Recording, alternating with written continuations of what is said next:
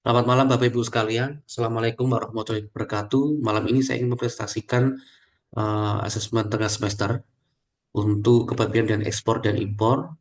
Perkenalkan nama saya Gradius Septa Widiawan, NIM 2112300037 dari Magister Logistik. Baik, kita akan mulai terkait dengan pertanyaan pertama yaitu prosedur ekspor ya.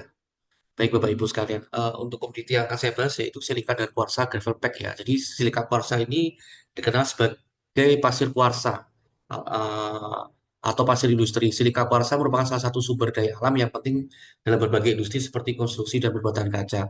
Seperti yang kita ketahui dalam tahapan prosedur ekspor itu ada pendaftaran eksportir, persetujuan ekspor, pemberian pabean ekspor, proses pemeriksaan bea cukai, pengiriman barang dan pelaporan pasca ekspor. Khusus untuk produk pertambahan hasil pengolahan dan pemurnian itu ada beberapa step yang harus dipenuhi ya.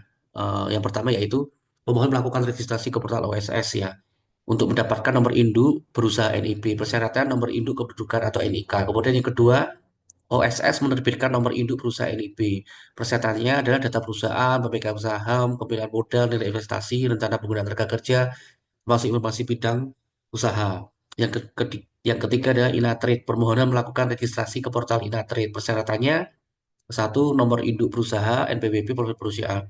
Kemudian yang keempat, pemohon mengajukan permohonan persetujuan ekspor produk pertambangan hasil pengolahan dan pemurnian dan mengunggah semua kelengkapan dokumen persyaratan. Yang kelima, pemohon menerima surat persetujuan ekspor produk pertambangan hasil pengolahan dan pemurnian. Persyaratannya adalah dokumen persetujuan ekspor produk pertambangan hasil pengolahan dan pemurnian disetujui. Sedangkan di hasil pengolahan dan pemurnian produk pertambangan, persyaratan yaitu eh, terutama di silika dan kuarsa gravel pack ya. Yang pertama, hasil pengolahan berupa silika dan kuarsa produk pertambangan yaitu pertama mempunyai IU operasi produksi, IUPK operasi produksi, IUP operasi produksi khusus untuk pengangkutan dan penjualan atau izin pengangkutan dan penjualan. Kemudian eh, bagi IUP operasi produksi khusus untuk pengangkutan dan penjualan atau izin pengangkutan dan penjualan dan IUP selain harus memenuhi persyaratan sebagai dimaksud, pada angka juga harus memenuhi surat perjanjian kerjasama jual beli silika dan kuarsa dengan IUP operasi produksi atau IUPK operasi produksi dan rencana ekspor selama 1 tahun. Kemudian selanjutnya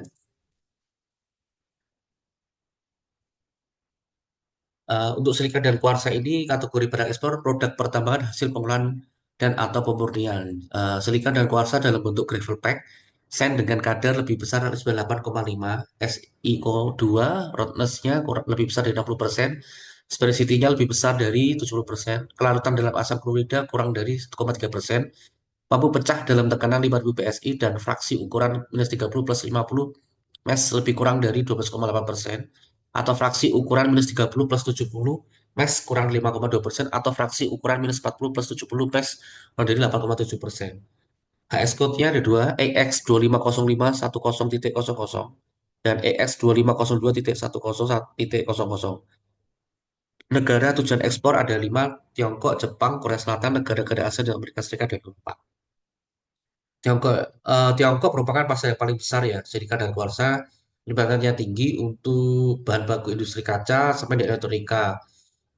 Di Indonesia digunakan karena memang sering dipakai karena kualitasnya yang tinggi ya dibandingkan dari negara-negara lain. Berikutnya Jepang, Jepang juga menjadi salah satu negara ekspor yang penting di silika dan kuarsa. Produk ini digunakan dalam berbagai industri, konstruksi dan elektronika. Kalau Korea Selatan memanfaatkan silika itu untuk industri konstruksi dan pembuatan material bangunan. Kalau negara-negara ASEAN itu juga salah satunya ada beberapa yang menjadi tujuan ekspor mengingat pertumbuhan pesat dalam pembangunan infrastruktur dan wilayah tersebut. Kalau Amerika dan Eropa, permintaan untuk silika yang berkualitas tinggi saja, terutama di Amerika dan Serikat dan Eropa, terutama untuk aplikasi yang memerlukan bahan baku dengan kemurnian tinggi.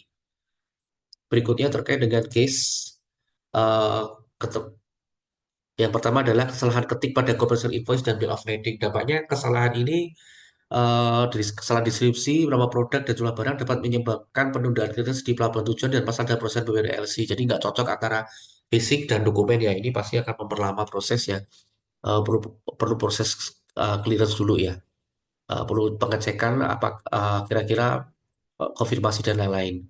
Kemudian langkah-langkah yang dilakukan, identifikasi kesalahan, periksa dengan teliti bagian mana yang salah, misalnya kesalahan pada nama barang atau kuantitas ya, dipastikan kesalahannya itu jelas ya, diidentifikasi masalah. Setelah tahu masalahnya, kemudian dikoreksi dokumennya.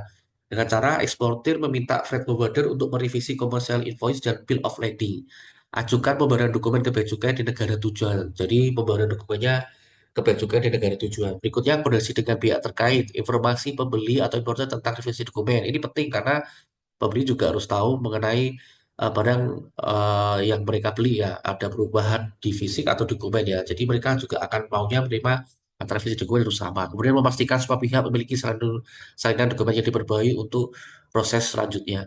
Berikutnya solusinya adalah buat surat pernyataan kesalahan dokumen untuk dilampirkan ke dokumen lainnya jika revisi dokumen tidak memungkinkan sebelum pengiriman tiba.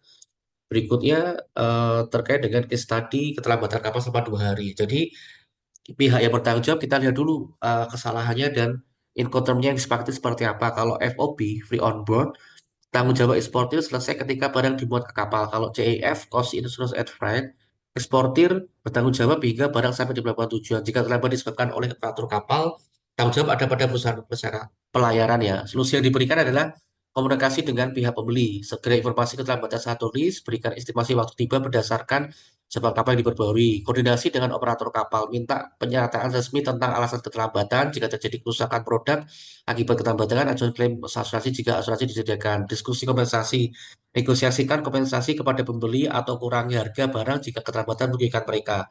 Tinjau ulang kontrak pengangkutan dengan operator kapal untuk mencegah resiko di masa depan. Sekian, terima kasih atas perhatiannya. Assalamualaikum warahmatullahi wabarakatuh.